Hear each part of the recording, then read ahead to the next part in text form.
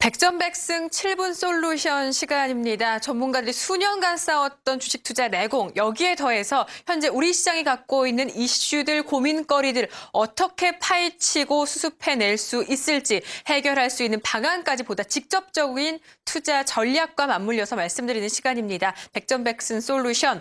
오늘 함께할 분 소개해드리겠습니다. 보시는 것처럼 로즈스탁의 이상로 대표와 함께합니다. 대표님 안녕하세요. 네, 반갑습니다. 네, 반갑습니다. 오늘은 어떤 얘기해 주시겠어요? 네, 맞습니다. 오늘 같은 경우에는요. 저희가 항상 안고 있는 문제죠. 바로 지정학적 리스크에 대해서 좀 말씀을 드릴 건데 바로 북한에 대한 토킹을 좀 해볼까 합니다. 북한 얘기. 늘 우리 시장 너무 많이 들었기 때문에 감내할 만한데 오늘은 조금 분위기가 달라요. 그만큼 북한에서 내놓은 강도가 조금 세기 때문 아닌가라는 생각 드는데 대표님 판단 어떠세요? 네, 맞습니다. 일단 우리가 경험치적으로 볼 때 우리가 알고 있던 사실 같은 경우에는요. 당연히 어느 정도의 다시금 상승하는 모습 나타냈는데요. 하지만 오늘은 약간 분위기가 좀 다르다는 것을 시청자분들도 조금은 이해를 하실 거라고 보고 과연 지금까지는 어떻게 우리가 판단을 하고 주식시장은 어떻게 흘러갔는지 그리고 외국인의 매수세는 어떻게 변했는지에 대해서 한번 알아보는 시간을 좀 가지도록 하겠습니다. 네, 그렇다면은 과거 패턴과 조금 비교를 해 주신다는 건데 뭐 비교치들이 좀 있나요? 네, 맞습니다. 일단 화면을 통해서 한번 같이 보시도록 네. 할게요. 일단은 지금까지 뭐 D-Day 해서 전후 과정을 조금 보시는 게 좀 중요할 것 같습니다. 그래서 제가 여러 가지 경험치적인 부분을 많이 모으다 보니까 뭐 보고서 같은 경우에도 증권사 보고서를 통해서 좀 말씀을 드리게 됐고요. 네. 그래서 한번 같이 보시면 파란색 같은 경우에는 D-Day 당일날을 뜻하는 거고 그리고 옆에 있던 그냥 네모 박스는 D-Day 7일까지의 거래일을 뜻하는 거고요. 그럼 마지막은 한 달 동안의 거래일을 뜻하는 거죠. 한번 같이 보시면요. 1차 핵실험 뒤에는 그날 당일은 많이 빠졌는 모습을 우리가 통계치로 확인하실 수 있겠고 대신에 30일간의 거래일을 따져보시면 다시금 올라가는 모습이었습니다. 하지만 2차 핵실험 같은 경우에는 강도가 좀 더 셌죠. 그런 부분 자체는 우리가 시장을 하지 못했던 부분이라고 인식을 좀 해야 될 것 같고요. 거기에 대해서 시장은 또다시 좀 더 빠지는 모습 그리고 천안함 정부 결과 발표치에 대해서는 또 상승하는 모습 연평도 포격 사건에 대해서도 크게 상승하는 모습 그리고 김정일 사망 발표에 대해서는 새로운 또 사실이었습니다. 이때까지 김정일 사망은 없었던 부분이고 당연히 생명은 한 개니까요. 거기에 대해서 시장은 그날 상당히 크게 작용을 했지만 다시 한 번 더 반등은 또 더 크게 나오는 결과치를 나타냈었고요. 다음 화면으로 한번 같이 보도록 하겠습니다. 네. 이제 우리가 D-Day를 기준으로 한번 보셨는데 지금부터는 D-Day 전에 뉴스가 나올 때부터 한번 같이 보는 단계를 좀 가지도록 하겠습니다. 같이 한번 보시면 줄곧 주가 자체는 크게 영향을 미치지 않고 그냥 D-Day에서만 잠시 등락폭을 거듭하고 난 다음에 D-Day가 산술적인 근거치죠. 여기에 대해서 그전에는 조금 더 상승했던 모습 그만큼 결과가 발표되고 난 다음에는 좀 더 오르는 모습을 나타냈습니다. 이런 모습을 우리가 한번 본다면 당연히 어떤 결과치에 따라서 다를 수도 있겠지만 제가 말씀드리고 싶은 부분은 이 부분이죠. 이 천안함 사건이라든지 아니면 북한발 리스크 같은 경우에는 우리가 안고 있는 여러 가지 리스크 중에 한 개라고 인식을 하셔야 된다는 거죠. 여기에 비중을 너무 크게 둘 필요도 없겠고요. 그냥 있는 그대로의 사실, 우리가 주식시장에서 당연히 알고 있는 사실에 대해서는 크게 받아들이지가 않죠. 그런 부분이라면 이번 상황 3월 5일 날 발표를 했습니다. 3월 11일부터 남한과의 어느 정도의 불가침 합의 선언을 전면 무효하겠다는 거죠. 그러면 지금 상황에서 우리가 한번 생각을 해보셔야 되는 거는 과연 이 결과치 자체가 과연 결과로 나타나는 게 언제냐는 거죠. 지금은 시장이 상당히 불안합니다. 왜냐하면 터지지 않는 사건에 대해서는 당연히 투자 심리적으로 우려감이 생길 수밖에 없겠고요. 대신 여기에 대해서 결과치가 나타나야지 다시 우리나라 시장은 글로벌적인 흐름을 따라갈 수 있다. 그렇게 보시면 좋겠고 네. 다음 화면으로 넘어가서 외국인의 동향을 한번 살펴보도록 하겠습니다. 일단은 외국인에 대한 현물 누적 순매수를 한번 같이 보시면요. 점차적으로 평균적으로 좀 증가하는 모습 나타냈고요. 그래서 북한발 리스크에 대해서 크게 아니면 낮게 빠지는 결과치보다는 글로벌적인 상황에 의해서 외국인은 순매수 아니면 순매도를 하는 모습을 나타나는 걸 보실 수가 있겠습니다. 다음 화면도 같이 보실게요. 다음 화면 같이 보시면 상당히 수치적으로 잘 표현이 되어 있는데요. 북한 핵실험과 금융시장의 반응에 대해서인데 1차 핵실험 같은 게 2006년도 10월 9일 날 일어났습니다.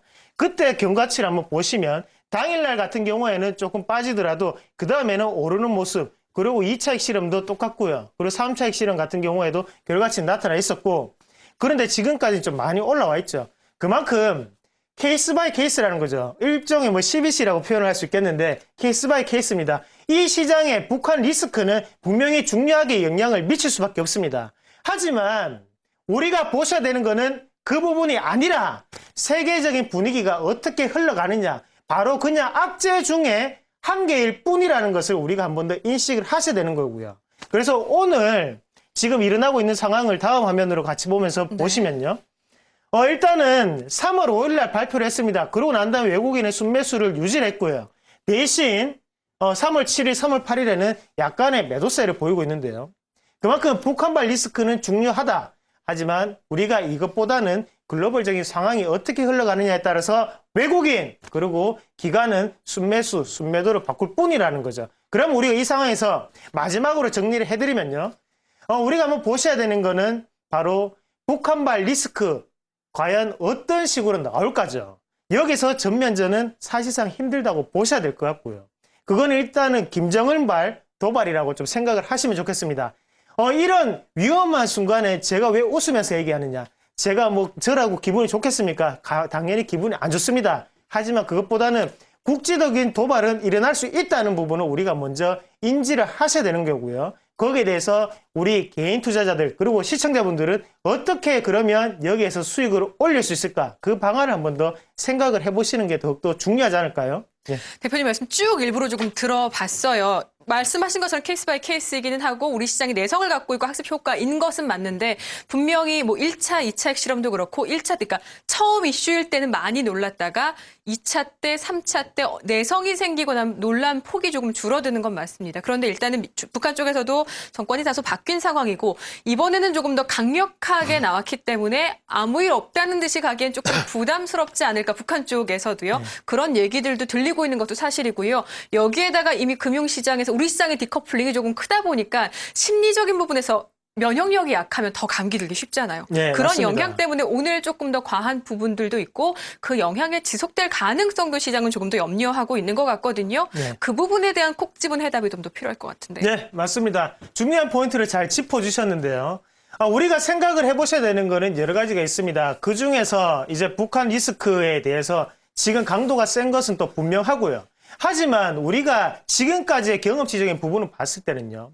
악재는 한순간에 악재로 그칠 수 있는 확률이 더욱더 높았습니다. 그러면 지금 세계적인 분위기를 봤을 때 북한 리스크가 없었을 때도 우리나라는 디커플링 현상을 보였다는 거죠. 그러면 그 자체에서 북한, 김정은이 어떻게 하든 간에 우리가 그리고 통계치로 나타난 바 그리고 지금의 외국인 포지션을 본다면 쉽사리 변동되기 쉽지 않다는 겁니다. 거기에 대해서 북한 리스크가 1이라고 한다면 지금은 옵션 만기일의 충격이 대한 자체가 지금 2라고 표현을 할 수 있겠고요.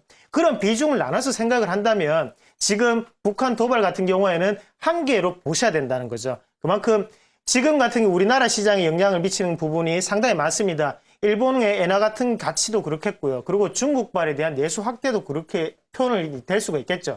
그런 부분과 지금 같이 합산해서 생각하다 보니까 조금 더 크게 느껴지는 부분이고요. 하지만 우리나라 금융시장이 그렇게 쉽게 죽을 수는 없습니다. 그리고 기관의 매수 포지션도 우리가 계속적으로 유지되는 모습을 보실 수가 있을 거고요.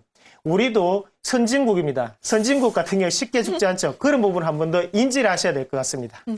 저는 참 비관론자가 아닌데 긍정적으로 말씀해 주시다 보니까 자꾸 근거 반대쪽의 상황을 찾게 되거든요. 만기일 얘기도 해 주셨어요. 하필 맞물려서 네. 이번 주 목요일 날 올해 첫 선물 옵션 동시 만기일이고요. 외국인 쪽도 일단 힘은 조금 약해져 있고요. 반대로 긍정적인 요인이라 꼽는다면 환율. 원화 약세가 조금 더 속도가 난단 말이죠. 그 부분에서는 힘이 될 수도 있기는 하겠지만 말씀해 주신 만기일 상황도 그렇고 국내외적인 변수에서 조금 더 흔들릴 가능성은 없는지 일단 1차적으로 한 가지 더 그런 궁금증들, 일정들과 함께 좀 더 얘기를 해봐야 되지 않을까 싶은데요. 네, 맞습니다. 그만큼 지금은 북한발 리스크에 대해서 너무나 생각하시는 분들이 많으시더라고요. 거기에 대해서 어느 정도의 객관적인 판단 자료를 가지고 왔던 거고요. 거기서 판단한다면 지금 앞에서 주영님 캐스터님이 말씀을 하신 것처럼 지금은 여러 가지 옵션 만기일에 대한 부분이 좀 더 크다고 보시는 게 좋겠고요. 지나친 저 말처럼 낙관은 금물입니다. 하지만 제가 첫 번째 시간에 말씀을 드렸다시피 우리나라 3월 증시는 1980포인트를 하단으로 잡고 난 다음에 대응을 하셔야 된다는 거죠. 그런 분위기를 보신다면 지금에 떨어지는 이치는 당연하다고 보셔야 되는 거고요. 거기에 대해서 처음부터 주장을 말씀을 드렸습니다. 저점 매수세는 가능하되 절대로 추격 매수는 하면 안 된다는 거죠. 이 부분 자체를 우리는 약간은 더욱더 저점 매수세로 조금 더 보셔야 될 것 같고요. 여기에서 우리가 중요한 부분은 바로 비중 조절입니다. 어차피 주식시장은 상당히 냉정한 것을 우리가 다 아실 수 있을 거고요. 거기에 대해서 당연히 돈의 흐름이 더욱더 중요하고 지금 우리가 더욱더 판단하고 보셔야 되는 부분은 바로 포지션, 기관과 외국인의 포지션이 아닌가 그렇게 말씀을 드리겠습니다. 결국에는 전반적인 시장 흔들림은 크지 않을 것이다. 저가 매수, 추격이 아닌 저가 매수, 더불어서 비중 조절 역시도 함께 염두하던 전략이 필요하다. 이렇게 네, 정리하면 맞습니다. 될까요? 알겠습니다. 대표님 말씀 여기까지 듣겠습니다. 감사합니다. 네, 고맙습니다.